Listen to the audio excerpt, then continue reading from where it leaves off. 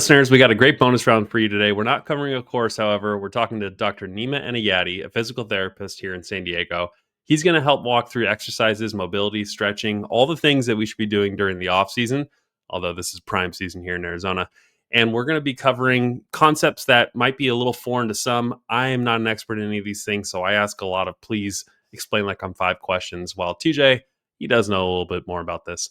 Anyways, I hope you guys enjoy and let us know what you think. All right, guys, no course review, no course preview today. Today is a bonus round. We have Nima Enayati on to talk about 3 things every golfer should be doing in the off season. Nima, welcome. How you doing? I'm good, TJ. Good. Thanks for having me, guys. I appreciate it. I know we've been kind of back and forth chatting about this for a while, so it was due, and I'm glad to be on with you guys. Most definitely, and it's the perfect time of the year. We're recording this. It's late November. For a lot of the parts of the country, it's starting to be the quote unquote off season. Me and you, as Southern Californians, San Diegeites, we are blessed to have year round golf. Also, San Diegeites, San Diegans. Is that San Diegans? Come on. Sure. Either way, we'll go with that. The 3 of us on here all have year round golf. But I don't think that anything that we wouldn't cover today isn't going to be applicable and should probably be things that all of us should be doing probably year round, right? Absolutely. I know we're going to get into this a little bit later, but for sure, everybody should be taking care of their bodies, especially when it comes to golf, because it's such an awkward, one-sided motion. So yeah, I won't get into it too much now because I know we're going to dive in, but yeah, no spoilers. So let's give a little bit of a frame of reference to everybody at home who's probably not familiar with you. Who are you? What do you do? Give us, drop all the cool certifications on us. Wow us a little bit here. Sure.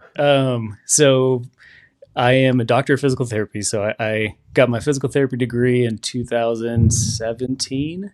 So I don't know how many years, 8+ years now. 8 years ago. Gosh, man, that's quick math. That flew by. I started pretty much only working with golfers after working with basically the athletic population, active adult, weekend warrior. I figured I'd kind of work my own passion of golf into helping other people play for as long as they possibly can, as well as they possibly can. And it's opened up a lot of really, really cool opportunities. So one of them being that I just recently completed my TPI level 3 medical certification, nice. Which is kind of the highest you can go for medical. They have a bunch of different tracks. That's for the listeners at home who might not be familiar. That's Titleist Performance Institute, correct? Yep, you got it. Okay, yeah, so cool. In Oceanside, so we're again being San Diegeites. Yes, that is the correct way. Yep. We are lucky to have the Titleist Performance Institute up in Oceanside. So they have a whole experience and all kinds of stuff, but then they teach their courses at that place. And, Greg Rose is considered like the guru of golf, you could say, from the medical side. And he's gotten an opportunity to work not only with golfers, but NFL athletes, MLB, Olympic teams across the world. So it was a really cool experience being there and learning and just adding another tool to my toolbox, essentially. But yeah, I don't have any more cool credentials. That's kind of it. Just golf and PT. TPI is pretty cool. Also, not to put you on the spot here, but you talked about layering in the passion of golf. Current handicap index to either hopefully only validate you to the listeners at home. Yeah, you can look it up. I always say, so right now I'm playing off of 5.5. But I always say I can easily show up and play as a 25.5. So who knows, man? Can't we all? This damn game. Everyone who always asks handicap doesn't understand that. So not you shooting that score every time you go out for that round. No, right? I understand how handicap works. No, I know you do, but I'm saying a lot of people who ask, they're like, you should be shooting 5 over. You're like, that's my best day. Come on. You're like, it is not my average. It is, it is what I'm capable of doing. I have a question. Do you ever find yourself forgetting to take your own medicine and what we're going to be talking about later in the episode? You know what? I will say I pride myself on practicing what I preach. So I try to be very good about, at least taking care of myself. So I know whether I'm Yeah. trying something new or I've got my own routine. But yeah, man, we have our own slip ups, and we're human. We're all Um, human. yeah, sometimes you're too tired. But I do say that, or will say that 5 times out of the week, it's a guarantee I'm doing my mobility routine at night. So Nice. that I can promise. Okay. Okay. Cool. Sean, I wish you would have saved that one to the end to not invalidate our guest before we get into all of his tips. He's doing it 5 times a week. That validates him. I'm kidding. I'm kidding.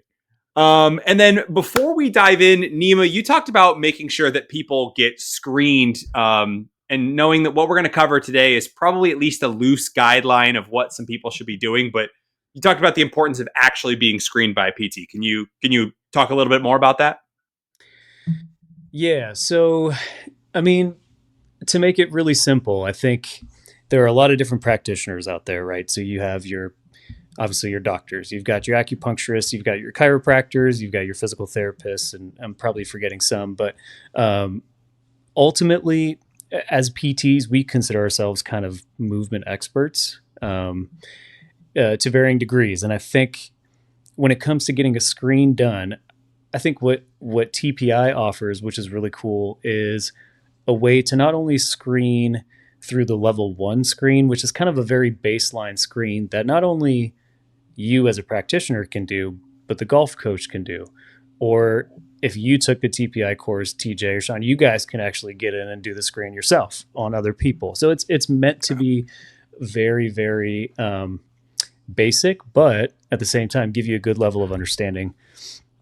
I think where the medical screen comes into play is you kind of take it to the next step. So it's like an actual functional movement screen. It's very specific and it's tailored towards somebody who's a medical practitioner. And that's where you get into the nitty gritty. You can kind of pick out the details of what somebody's missing or what they do well, and you kind of problem solve from there. And I'm a natural problem solver. So I always joke with my clients and I say that I probably talk their heads off about anatomy and biomechanics and physiology, and they walk out learning probably way more than they wanted to. But Yeah. I think getting that baseline screen and getting kind of that foundation set is huge, because it kind of gives you an understanding of what you're good at, and again, what you're maybe not so good at.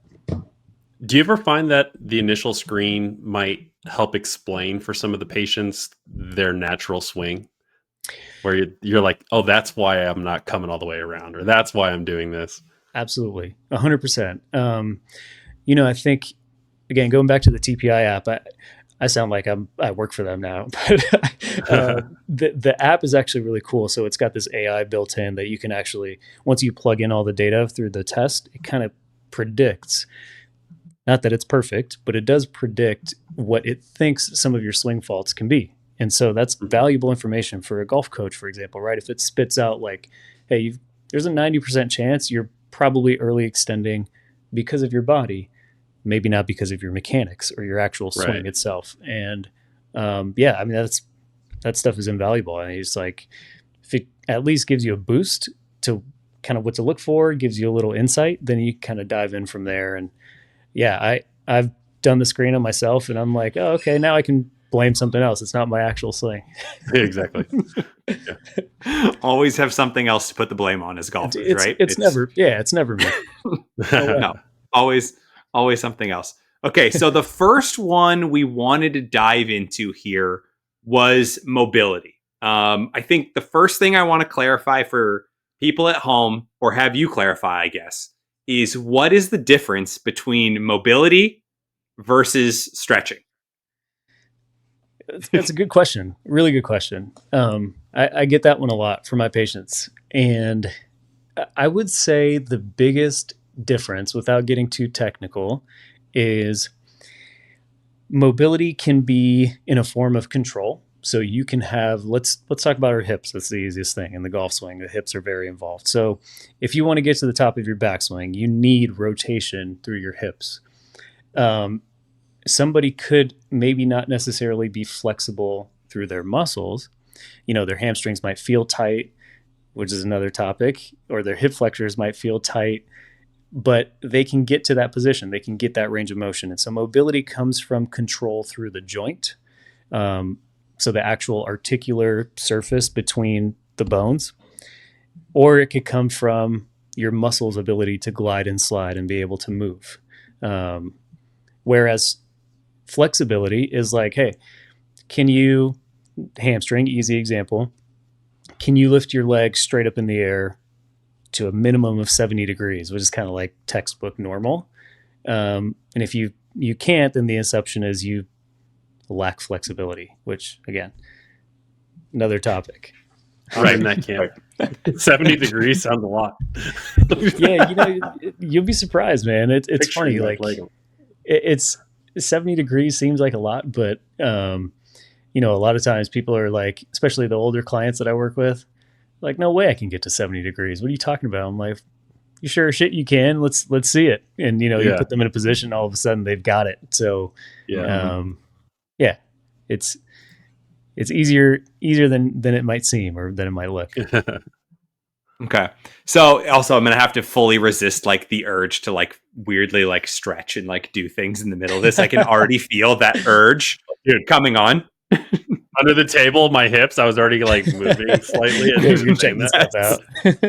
I could already feel it. Like I was already visualizing it. Okay. So if a golfer at home wanted to set a good, this one's a little tough because it's like mobility is kind of all over the place depending upon what range of mobility that we are trying to assess. Maybe this one's a little bit better. What is the biggest mobility restriction that you commonly see holding golfers back? Yeah. So, like we talked about the hips, I would say the hips are probably 1A, and the thoracic spine. So the thoracic spine is basically your whole middle back. So it's from kind of the upper part of your shoulder blades ish to the bottom of your rib cage. So that not only is it your spine, but if we're talking about the thorax, it's your rib cage and your spine, so your mid back. Those two areas are probably the most common deficits that I see, especially in your average male. I would say it's more common in men than it is in women. And it's funny because, like, you'll get some people that they'll feel like they've got a super long backswing. They're like, I'm not tight in my mid back. What are you talking about? And, you'll measure and they'll have 40 degrees of thoracic rotation. Well, as a baseline, we want people to be at 50. Ideally, they're better than that. They're 55 to 60 degrees rotating left to right. So, they're like, what the heck? How am I getting to the top of my backswing? And that's where you could be pulling from other places in your body and creating other problems. Is this why so many people see frequent success with a shorter backswing? Is because once you usually get to a certain point, you're starting to use all of the other muscles and imbalances to get even further. Whereas, you're nodding your head yes to me. Yeah, for sure. Yeah. Now, there are other factors that come into play, but obviously, from a general standpoint, for sure. Like, if you're John Daling your backswing and you don't have the mobility to do it, there's no way that you're going to make solid, consistent contact. Or you might play well, but you might end up with aches or pains. So, compact backswing, textbook golf swing is kind of the most ideal position to be in. Okay, cool. Okay, so a little bit more generalized question here. Obviously, we talked about being screened without seeing someone's actual swing. What 3 mobility exercises should every golfer be doing on the regular? So, I'm a huge fan of. So there's 2 ways I can answer this question. I think first, if we're talking about driving range, like how people can get their bodies moving from a mobility standpoint, because let's be real, unless you're like very committed, most people aren't going to spend 15, 20 minutes doing a mobility routine on a consistent basis. So it's like you get to the range, you see your average person, they'll grab like the orange whip, or they'll grab 2 wedges and they'll start swinging it in the air and think like, yeah, that's pretty good. I feel decent, But we all know that guy. Yep. Yeah, we all know that guy. And I know maybe one of you guys are guilty of that. I don't know, but I'm guilty of that for sure. the two club swing. that's right. Exactly. That's a popular one. I think getting your hips moving is probably the most important. I think from a general standpoint, most people, they lack that hip mobility. So doing like a hip airplane, that's a pretty common one, just to get the hip moving through its controlled amount of rotation. But then again, we can't leave out the thoracic spine. So getting your mid back loosened up and warmed up. A lot of people like to do kind of a lunge with a twist. A lot of people like to take a club, rotate to the top of their backswing, and then push their arms away and extend their arms out. It's that one is another way you can kind of open up the mid back. And then really from a spine standpoint, very basic, low level, getting like a cat cow, because you can kind of get the spine warmed up, but doing it standing. So like shoving your club into the ground and doing a pelvic cat cow, and or a pelvic tilt, easier way to describe it. And that's actually one of the TPI screen tests. So it kind of gives us an idea like, hey, can this person move from their pelvis, or are they just super stuck and limited? So then again, they'll be pulling from other places. I go ahead, Sean. No, go for it. I love the idea of the standing cat cow, because I know for a lot of people, the instant you tell somebody to like get down on the ground or take a knee, like out at the golf course, and actively make it look like they're doing like a stretch on the ground, they're like, I'm out. I don't want to be that guy at the golf course who packed his own yoga mat to put it down and protect his knees on the driving range. So I love the idea of the standing cat cow. That's a huge key. Yeah, it's funny you say that, actually. I feel like that is probably a huge reason why you don't see people actually warming up. I think it's more of like, what's the person next to me think? And I have no freaking shame at all, dude. I have a band in my bag. I've got one of those booty bands that I put around my knees, and I'm going for it, you know? And I see the value in avoiding getting hurt. So I don't care what the hell I look like, but I think that's a huge barrier. So it's interesting you bring that up. I think if you have a guy in the group or even at the range that's doing that, the stigma's gone, and now everyone feels a little guilty that they're also not doing it. And you'll see true. a little bit of a domino effect of people kind of like crossing their arms on a club maybe and doing something, like trying to do whatever they can because they see someone else doing it. It just takes one. It just takes one guy to jump in the water and say, hey guys, the water's fine. And then everybody wants to jump in, you know? Yeah. Yeah. Also, I was going to ask about the spine you mentioned. I don't know anything about this topic really. I'll be the explain like I'm five guy for everyone in the audience. Sure. How are you warming up the spine? Are you like making the vertebrae literally like further apart? Like, are you like what's going on scientifically there? Yeah, that's a very good question. Yeah, sometimes it's funny. I like I said, I kind of just go, and I assume everybody knows what the heck I'm talking about. So when you are flexing, let's talk about the cat cow. Are you familiar with that exercise? Yeah. So you're on your hands and knees, and you're kind of rounding out your back. I don't really know why it's called the cat cow. I get the scared cat, but the cow part, I'm not sure I understand. The hump, maybe, whatever, the dip. But then you round out your back like a scared cat, and then you arch your back like, I guess, a cow. So you're using your muscles, obviously, to move, right? But you're actually flexing and extending your spine. So flexion is like if you were to bend over and touch your toes, and extension is if you're bending backwards. So when you flex, you're actually opening the spaces in between the vertebrae a little bit. So your spine is meant to bend and extend. And then obviously if you bend backwards, you're closing down those spaces, those joint spaces in between the vertebrae. So it's important that the spine has the ability to do that. I mean, that's probably the most basic movement that your spine should be able to do. And you'll see a lot of people, you ask them to just put their feet together and touch their toes. And it's like, how are you at your shins, dude? And like, that's a basic movement that we learned when we were kids, right? When we were babies. And then obviously life, injuries, nature of our job, whatever it is, we start to lose the ability to do some of this stuff. And it might seem very simple, but spending 1 minute doing a cat cow can really dramatically change like how your spine and your body feels throughout the day, just in day-to-day activity. But anyway, to answer your question, yes, you're actually opening and closing the spaces in your vertebrae.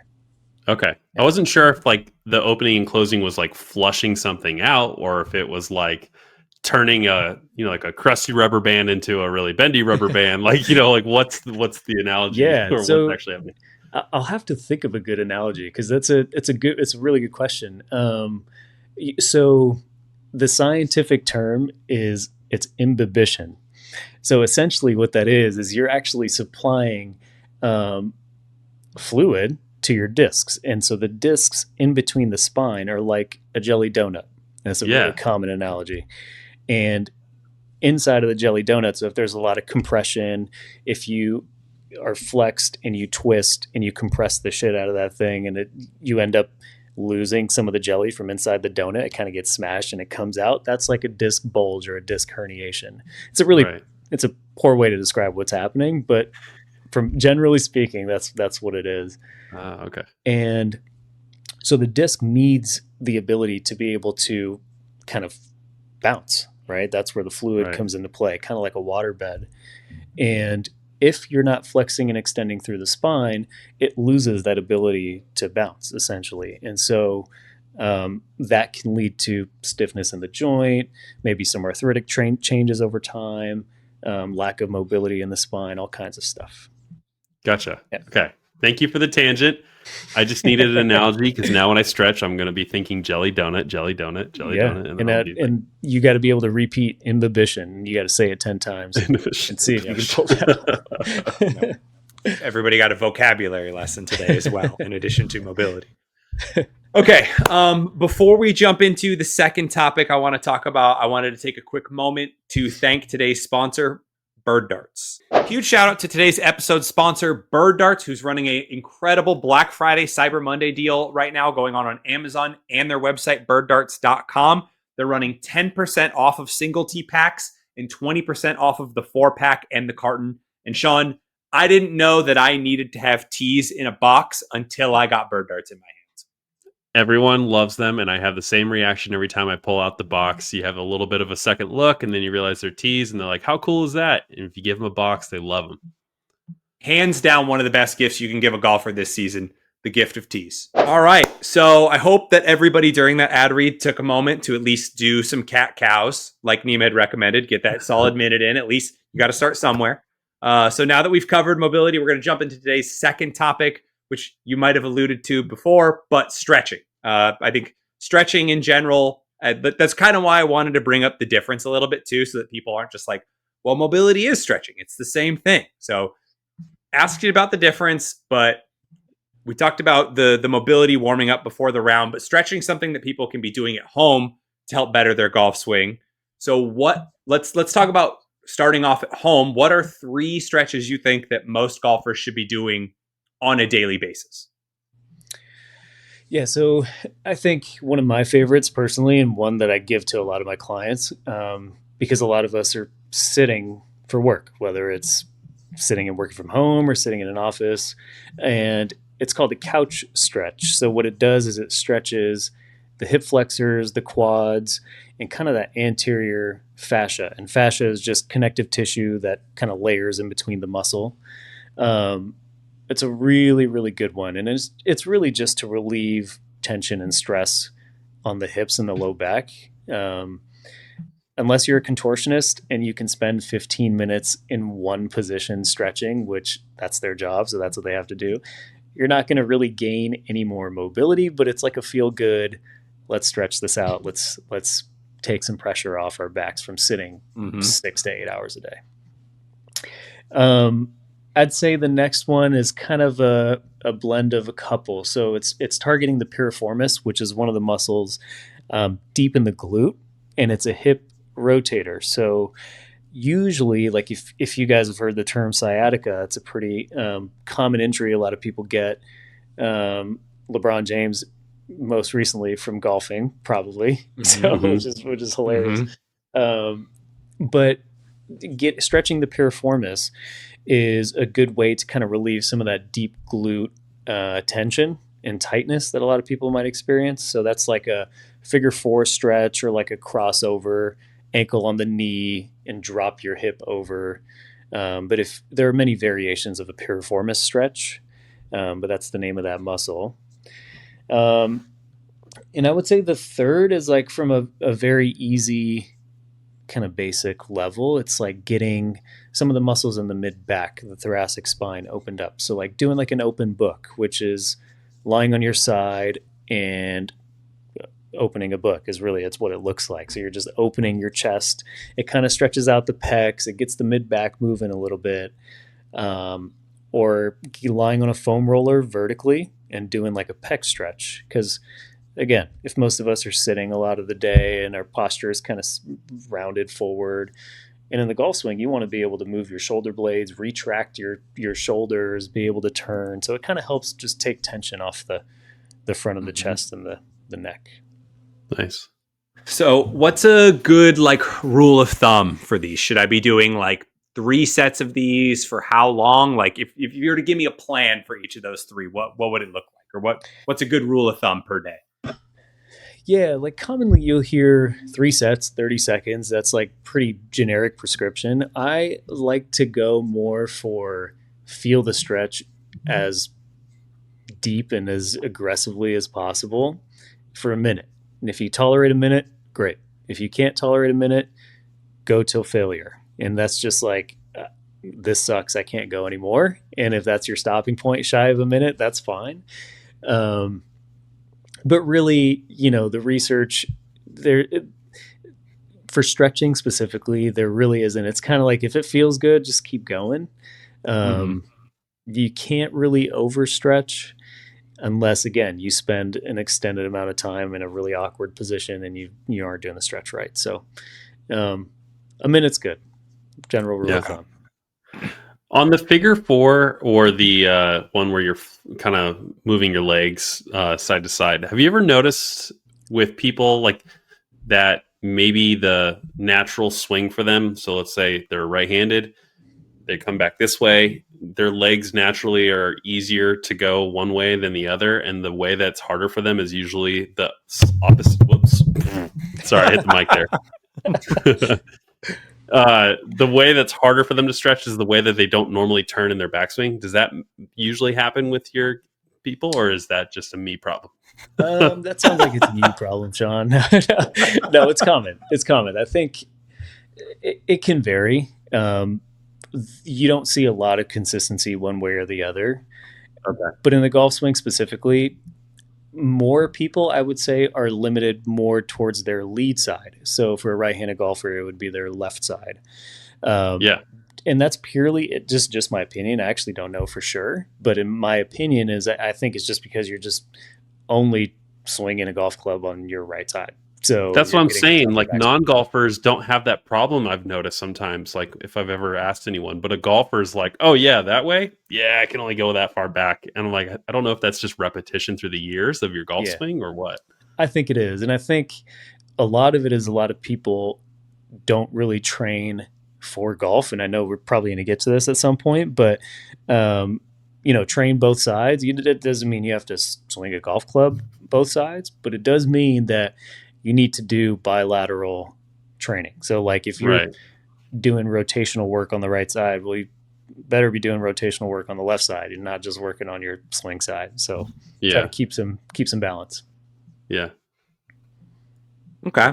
I get, Sean, I'm loving you deep diving into this. Like it's been like, as a person who's gone through a decent amount of like injuries, or I used to do, I won't say CrossFit at a high level, but I used to do a lot of CrossFit. So I did a lot of mobility and stretching, and I've gone through, multiple visits with PTs and stuff like this. So some of this is like, I'll say for me, it's a little bit of a repeat. It's stuff I know I should be doing that I'm not actively doing, but it's good to hear again. But it's also cool watching Sean be like, oh, like, and you're like uncovering like The these first little time, things. like I'm hearing. It's so cool. Usually like- we're on the opposite side of this as golfers, where I'm learning something for Yeah, the first time, and you're like, oh yeah, no duh, like.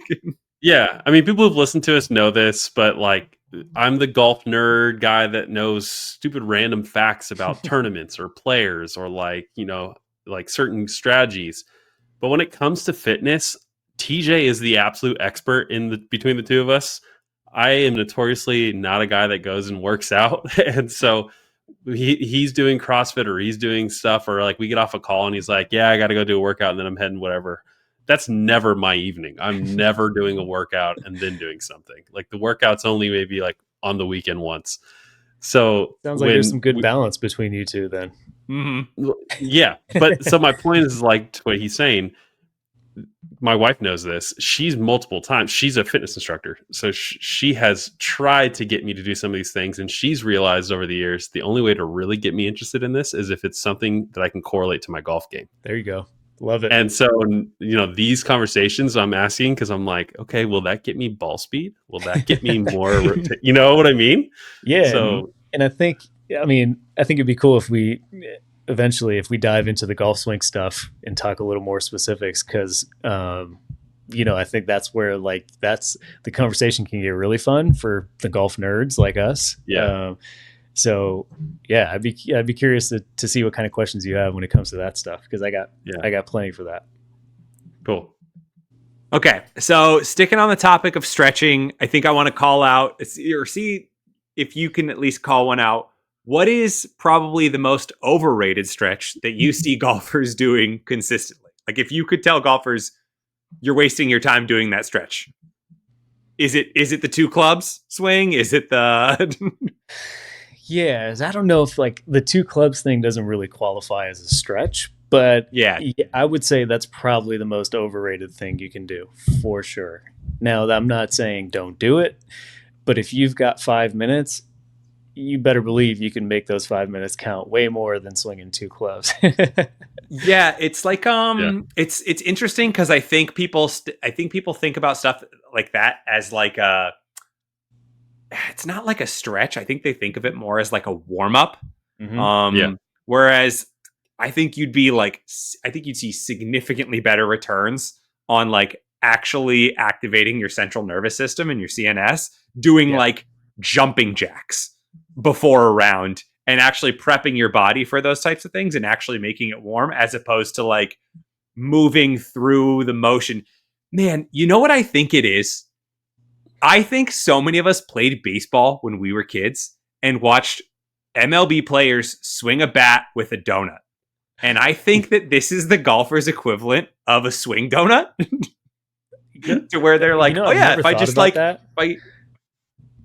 totally is the extra weight in my brain. It's like, oh yeah, if I like swing if I swing 3 clubs, like it's completely normal.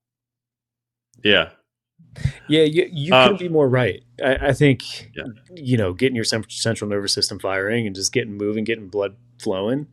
I think too, to touch on that a little bit, is like, I think people think, and I think it's changed, especially since Tiger, but I think people in general that don't know the game of golf think that golf is just like, you just kind of walk out there and you just play some stick ball, and just screw around. But if you're trying to play, like, obviously we're trying to have fun, but if you want to go put up a good score, if you want to become better at the sport, it requires probably more flexibility, mobility, strength, and technique than people really give it credit for. So yeah, I think it's kind of underrated in that aspect. I mean, to piggyback off that, I'm trying to look at what year it actually came out. Okay, Happy Gilmore came out in 1996. So a little, like right before Tiger Woods hits the scene. And what's the line where he talks about in Tiger Woods when he gets proposed to play golf? Where he's like, no, golfers for people with huge asses. You should see my lawyer or whatever. He's got a huge ass, probably a great golfer. So like, especially like for people of our age, I don't mean to lump you in with us, Nima, but for a lot of us, like Happy Gilmore was a lot of our first exposures, or exposures at all to golf. So I thought the segue was from huge ass to no, that was the age lumping, not guys with huge asses.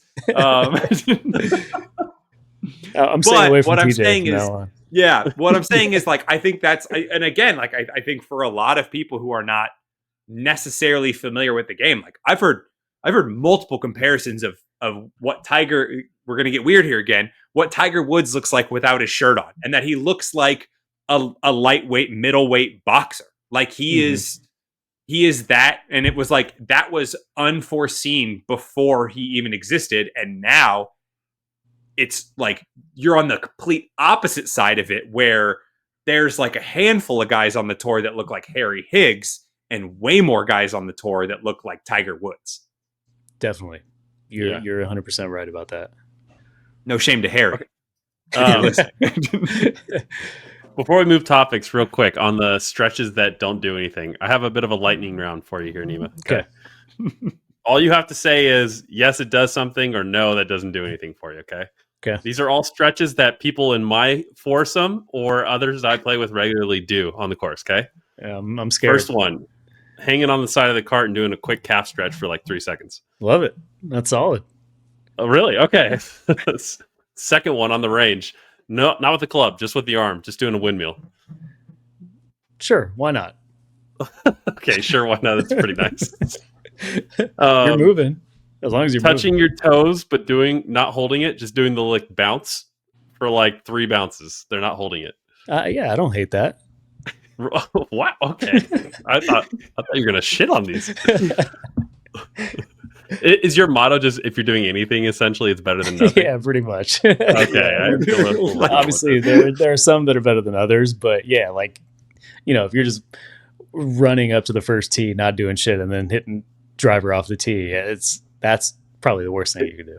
It's the thing that's like when I play with, not to out my dad here, but when I play with older guys and sometimes that generation, I understand that they've got scar tissue, they've got muscle issue. There's like other stuff when you reach 60 and older, right, that you're going to deal with, and I'm sure I will too. But it's always funny to me that in their minds, they have the expectation that their ball off the first tee is going to be down the middle in the fairway, and they're always astonished when they need a breakfast ball or it's not. And then if you look at the correlation of like, what did they do before that? They had a beer, maybe, like they grabbed something, they came from there, and then they probably did that little like calf stretch for like 3 seconds, and then they grabbed their club and went up there, and I'm like, okay, well, at 60, you think you'd probably put even more time into like some of these little warm-up things just to make sure that you got it in place. That's what you would think. That's what you'd think. But again, like, I think it's a matter of like what that person really cares about, and because golf is such a casual game, you want to go and play it with your friends, you want to have a good time, especially like you said, for that generation. I think now a lot of them being retired and it's kind of like their main hobby, they get to hang out with their friends. It's like the last thing they want to do is worry about fitness, maybe that's the assumption, I don't know, but I think access is probably also a limiting factor. Access to that information and being able to go and do stuff. And, a lot of those guys, again, they're not going to bring extra stuff with them to the golf course. So if they don't have access, go to the clubhouse, get a bite, grab a beer, grab one to go, and then let's let it fly. Which isn't a bad thing, by the way. That's also I like playing with those guys.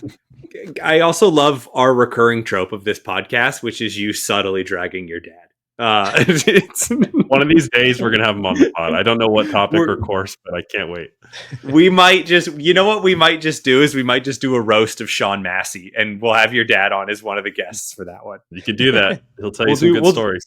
We'll do both of us, but yeah, we'll have your dad on for the roast of Sean Massey.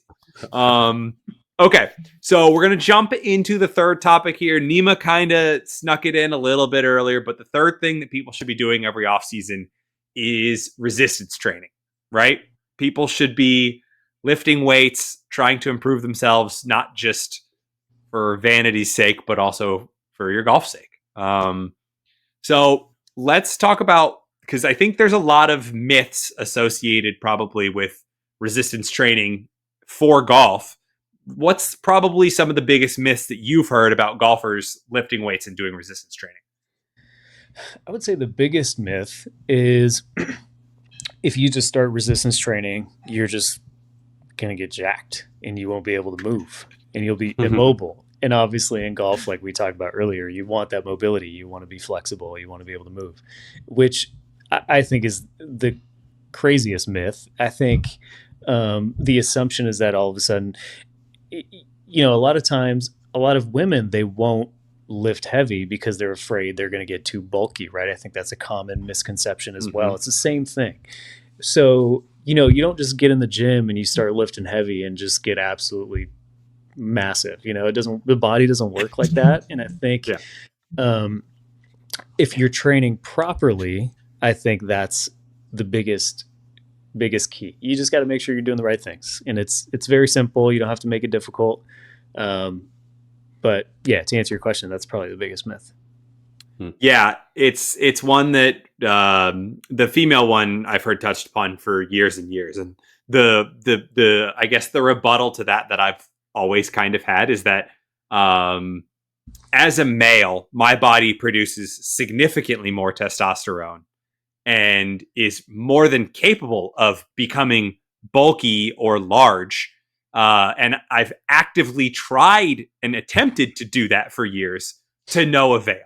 So if you, as a female, think that just like all of a sudden you're just going to pick up weights one day and become yoked, it's probably not the case. And one thing too, in addition to that, is, and I think this could be for maybe more the female audience, but I think because women typically are more prone to being a little more flexible, just anatomically, they have a little more mobility and flexibility. I think they actually would benefit from doing resistance training the most. I mean, that's the group, if they're golfers. And I work with a lot of juniors, especially junior girls, and they lack so much stability and so much strength because they just grow up like hitting golf balls and that's all they do. And, they end up with all these different injuries and problems, and they are the ones that need it the most, especially as they get older. So, yeah, I mean, I think strength training can be done in many different ways. And if you're a golfer and you want golf-specific strength training, there's a place for that. But also, golfers should be doing regular strength training because those movements apply to golf too. And I think that's another myth is like, should I do deadlift? Should I squat? Should I do lunges? Is that stuff good for golf? And of course, it's probably the best thing for you, So yeah. I've watched multiple people who I used to work out with all of a sudden pick up a golf club, and once they kind of figure out the mechanics a little bit, it's like, oh my god, they can hit a slice and they're still out driving people by 10 yards, even with even with everything taken off because of the spin. Yeah. It's like, all of that stuff translates over, even though it is not the same. And we talk about the golf swing not being super athletic. The body is still the body, right? I have two different kind of, I guess, like movement or exercise based questions that I want to ask. The first one being, if someone wants to build more power in their swing, what type of strength exercises should they be doing that would give them the best return on that? What's kind of like the best bang for buck on building power in your golf swing? Yeah, so explosive movements are really the best thing for power. So, in golf, even though it might not look like it, you're actually at the very end of the golf swing performing a vertical jump. You're just not physically jumping off the ground, but the forces that are applied into the ground mimic a vertical jump. So PGA Tour players, they average, in terms of vertical force, twice as much vertical force as their body weight. So let's say someone's 150 pounds, they're putting 300 pounds of vertical force into the ground, and that's how those guys can generate speed, right? So I think vertical power and explosive movements are probably the best thing you can do. That could be box jumps. So you can make it plyometric. That could be box jumps. That could be um, reverse squat jumps. I mean, whatever it is, weighted jumps. But it could also be explosive movements, like as long as you can do them safely, like trap bar deadlifts, right? I think there's a misconception that deadlifts are bad for your back. Yeah, maybe the risk reward for a traditional deadlift isn't there. But like a trap bar deadlift with maybe a little bit lighter weight, but making an explosive movement is very beneficial, especially for gaining speed and power. Um, or doing like step ups, single leg step ups. That's another really good one. So yeah, those kind of explosive movements vertically are huge.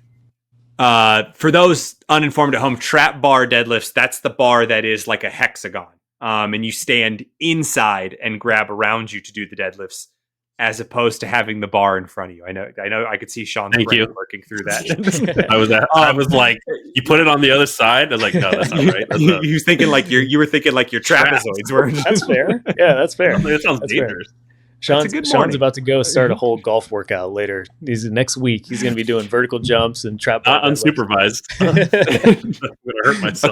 According to Nima, something is always better than nothing. So that's right. As long as you don't get hurt, you're good. I had a doctor tell me this was working. Trap bar deadlift was literally like the first one that I thought about, where I was like, oh, I've seen plenty of golfers. Like you see the warm up routines of someone like Scotty Scheffler or Roy McIlroy. You always see these guys doing trap bar deadlifts, but I thought in my brain it was just safe. Like I always thought trap bar deadlifts were just safer for your back in general, putting less of a strain on your lower back because you can sit down in it. You get to squat a little bit more. It puts a little bit more emphasis in the quads as opposed to just the hamstrings. But the fact that it also allows you to be a little more explosive in that driving that force straight upwards makes a ton of sense. And talk about exerting the force up, and you watch people like Scotty Scheffler's legs almost slide out from underneath him because he's coming up so hard, right? Yeah, to your point about the compact backswing, going back to that, John Rahm, as we know, has a very compact backswing. But he, aside from like physical limitations and stuff that he has with his club foot and everything, he generates, don't quote me on this number, but I believe it was around 230% of his body weight in vertical force. Dang.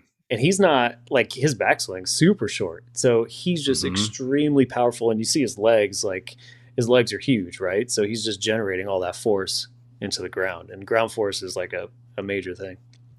I have a question on that.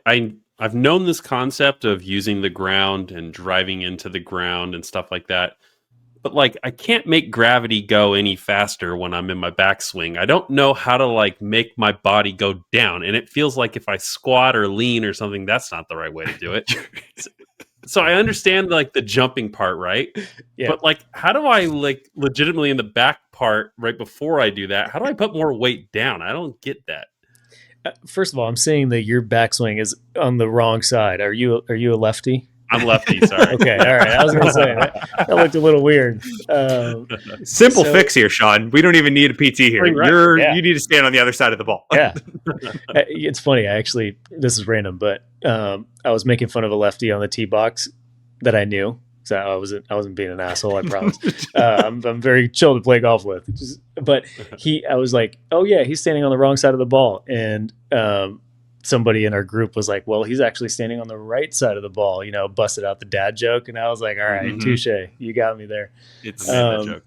Anyway, I don't know why I brought that up, but going back to your question, Sean. So,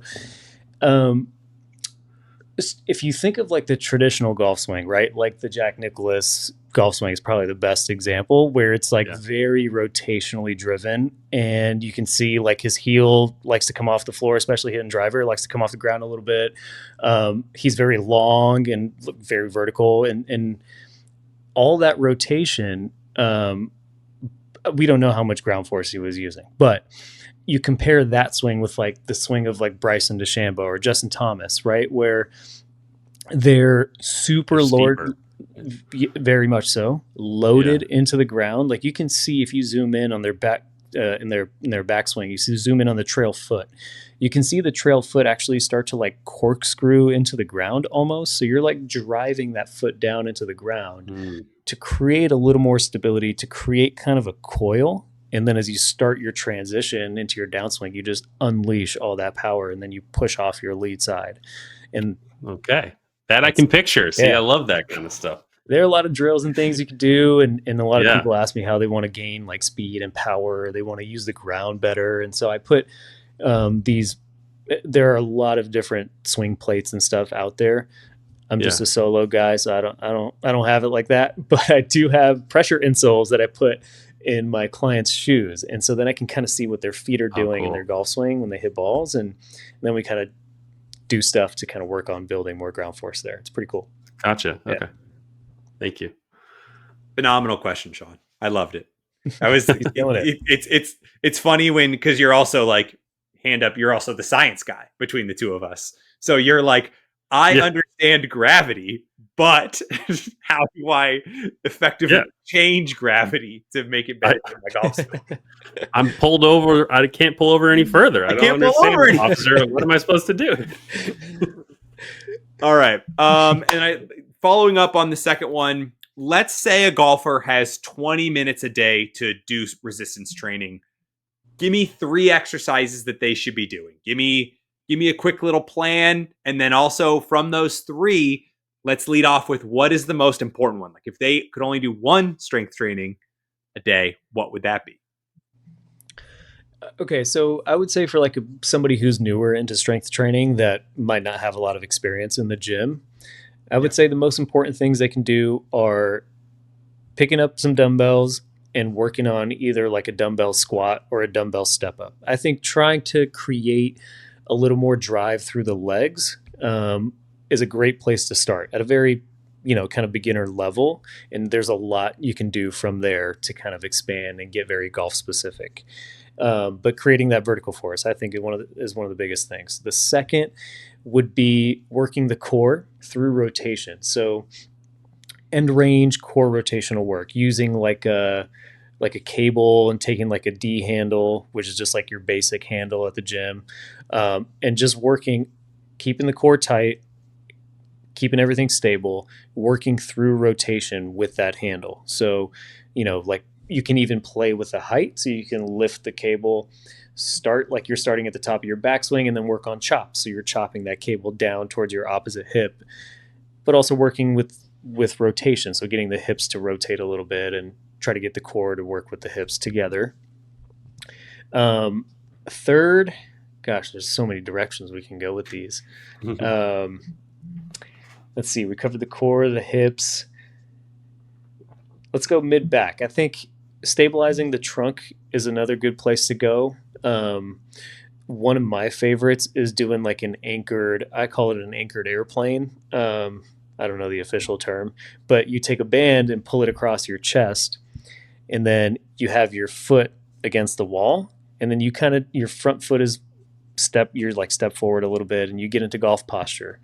And then you pull that band across your chest, create some tension through the shoulder blades where you're working kind of the upper back, and then you rotate. You load into your right side or left side, whatever side's forward, and then rotate away. And you're kind of just rotating left to right, kind of like an airplane. You're going this way.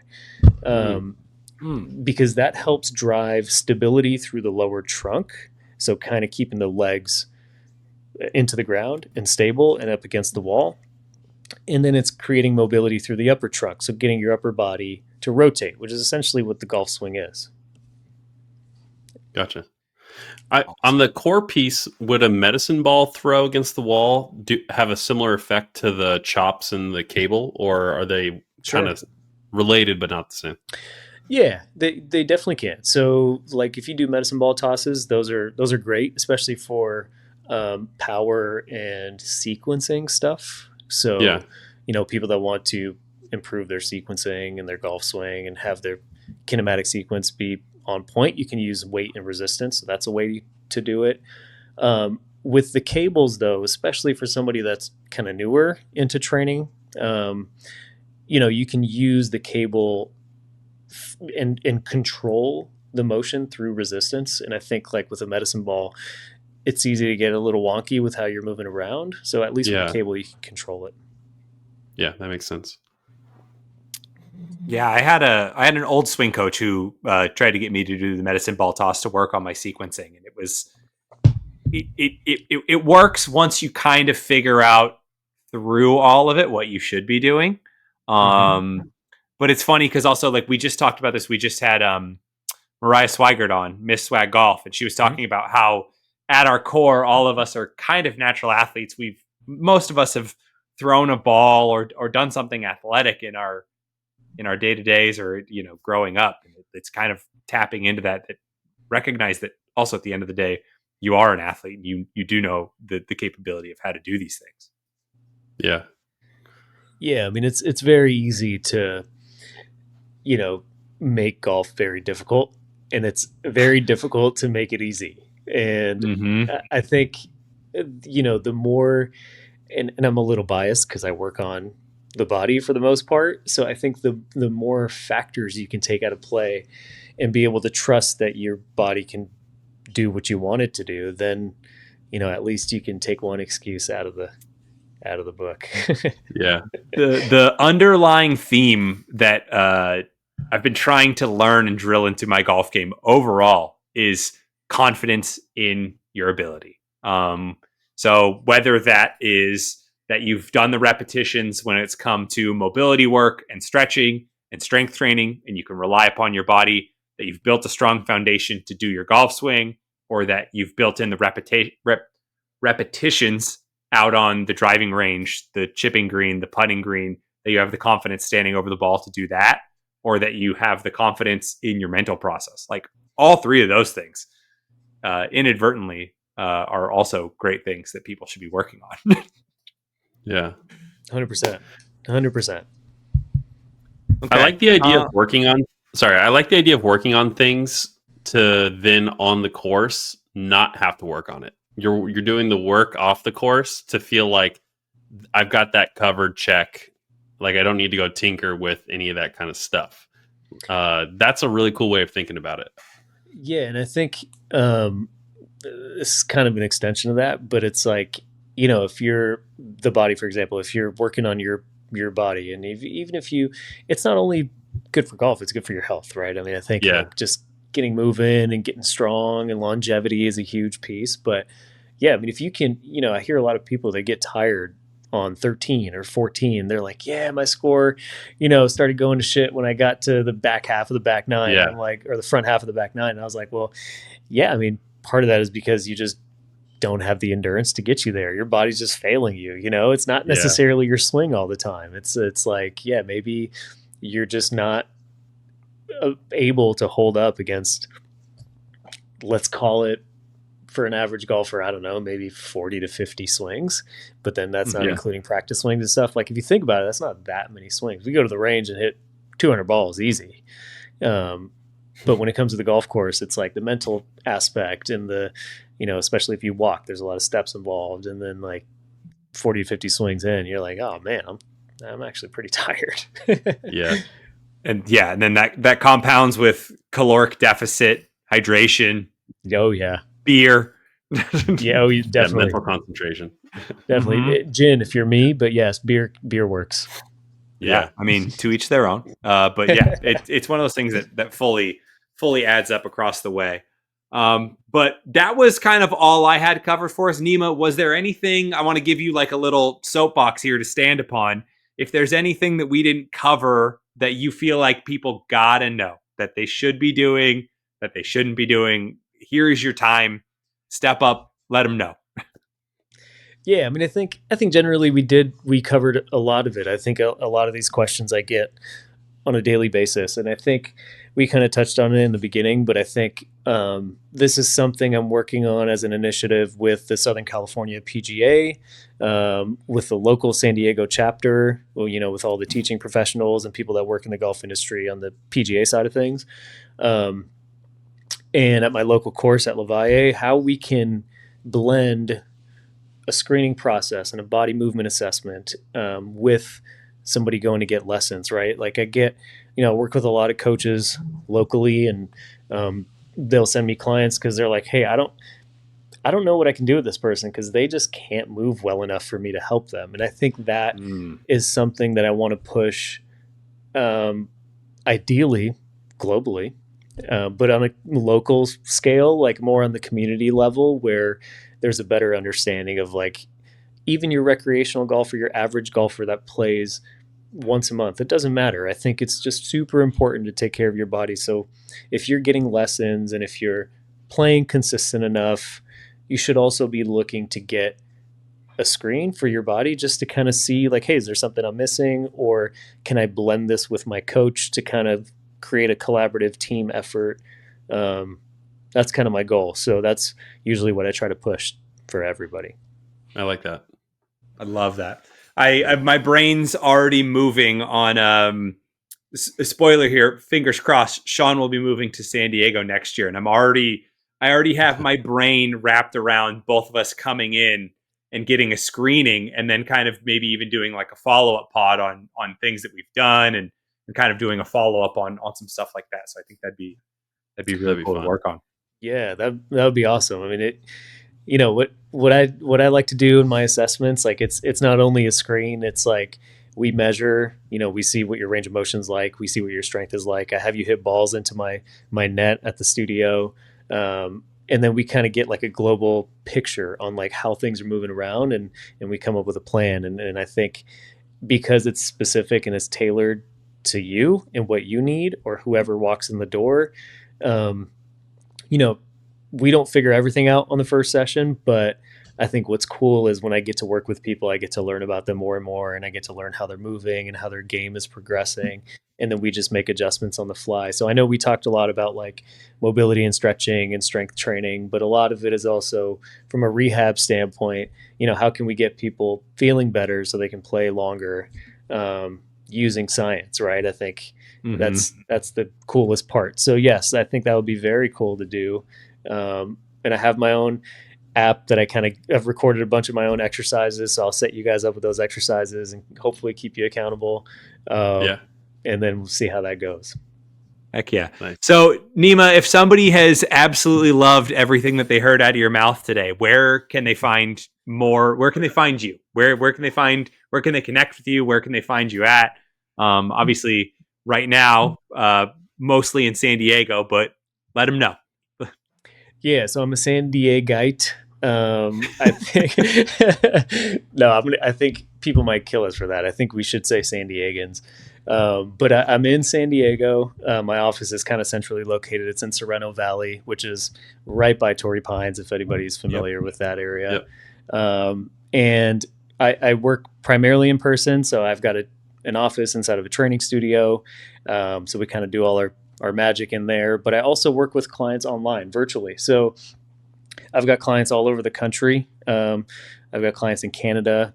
I've got a client in India. So it's pretty cool to be able to reach a broader audience through kind of my online training programs and stuff. So they can find me usually on Instagram. It's kind of the easiest way to connect with me. It's just Tee It Up PT, or my website, teeitupt.com. Very cool. Very cool. Well, there you go, folks. Nima, thank you so much for hopping on. This was super enlightening. I know Sean learned a ton today. I did. A lot to take away. I appreciate it. Yeah, a lot to take away. It'll be very interesting. I'll keep you abreast as to some of the things that Sean starts to work on here in the next week, or immediately even this evening, where he'll say, "Oh yeah, I immediately went out in the garage and did this tonight." But I wanted to thank you again for hopping on. And we'll obviously include all the links to all of Nima's stuff if you want to connect with him. Those will be in the description. But yeah, Nima, thanks again. We appreciate it, man. Yeah, appreciate you guys for having me. Thanks so much. This is a lot of fun, and hopefully I'll get to finally meet you in person, Sean. Hopefully you make that move to San Diego, and we'll play some golf together. So I'll be out before then. Okay, cool. We'll make it happen. Well, you got to hit me up. We'll get out there and play some golf. Cool. Sounds good. All right. Thanks, guys.